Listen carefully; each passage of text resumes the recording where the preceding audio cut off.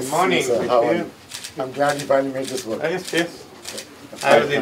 How are you? How are you? A man of great quality and real experience. We've known each other since childhood days. So I'm familiar with Sri Lanka because of who I am and where I grew up, but I've not been back for 8 or 9 years. I would say the one thing that will be very helpful is the way you started with your focus on reforms and the commitment to reforms.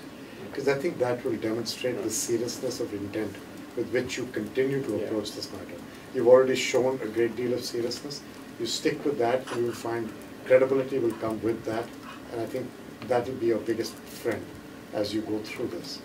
That includes all these SOEs, restructuring, and I know that IFC as part of the World Bank is doing a lot of advisory work with you.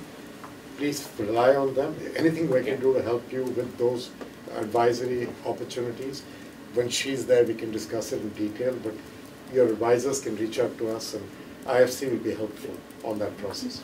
first I have to thank you all, and with Far East and all that, without them we could not have gone to navigate the course, and money was available at least for the basics. Yes.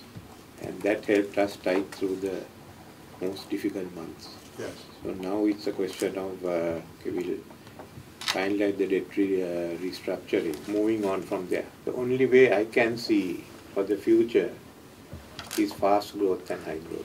Otherwise it will recur again in another 10 years' time. We are starting with tourism, which is the lowest hanging fruit. Then food security and agricultural modernization. Those two will be the ones that we start with. Thereafter we will be going into the other area, the traditional exports. Agriculture will mean modernizing management, looking at the plantation companies. We are going through the whole gamut of what has to be done. Remittances are picking up now. So that's good. Yeah, that's the first phase, but it's really modernizing, is moving out of it. We are looking at the situation in the region. Renewable energy is coming in a big way. We are due to, according to the reports, we'll have between 40 to 60 gigawatts of green hydrogen or ammonia. So we are using both wind energy in the north we really developed, and the solar. So that's really, it will make a big change within the north of Sri Lanka. And we are fully into the climate change. We are going ahead. And we're going to start the International Climate Change University. I think your idea of picking on tourism is great. I've been saying for a long time that tourism creates lower paying jobs per dollar invested, but many more jobs per dollar invested. And right now, again, credibility and also the buy-in from your people will benefit from a tourism development. And I think you're doing the right approach there. If we can help in any way, with digitization of people, with renewable energy, solar, wind, this is something we can excel in and be helpful with. Your education point, we would like to help with. These are topics we understand well. And I think the last 2 points for you that I wanted to raise. One is, when I was in India, we discussed the power interconnection deal idea. Yes.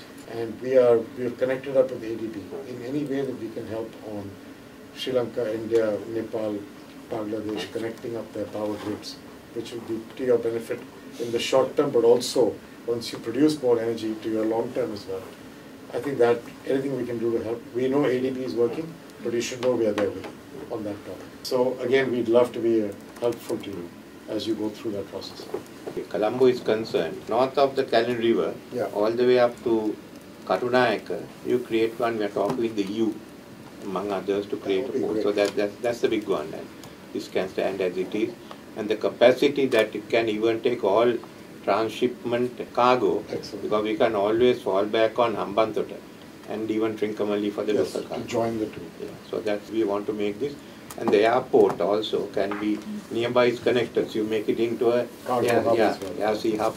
So that's one issue. Transshipment is a great idea, sir. For agriculture, well, the fertilizer subsidy helps the farmers. I want to modernize, But we thought the time being... That you have to be careful with. So. No, we thought of sending it as cash subsidy to the account. I see. And then they can choose the correct fertilizer. Yeah, fertilizer. And even in education, we are thinking of some new way. Digitalization, we have go all out. So I think that will be one area That should be one of the we will do. And citizens can query where their file is. So over a few years, it leads to transparency and trust. And so both topics are important. It's not easy to implement because teachers' unions and others will object because there's a transparency involved in it.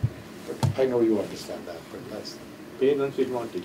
Yes, that's where the benefit is. Yes, because the parents see the difference. Yeah. The third one also, into the school system. Perfect. And we are also now bringing in the new anti-corruption bill. So 27% of Sri Lanka's workforce is in agriculture, but they only contribute 8.7% to the GDP.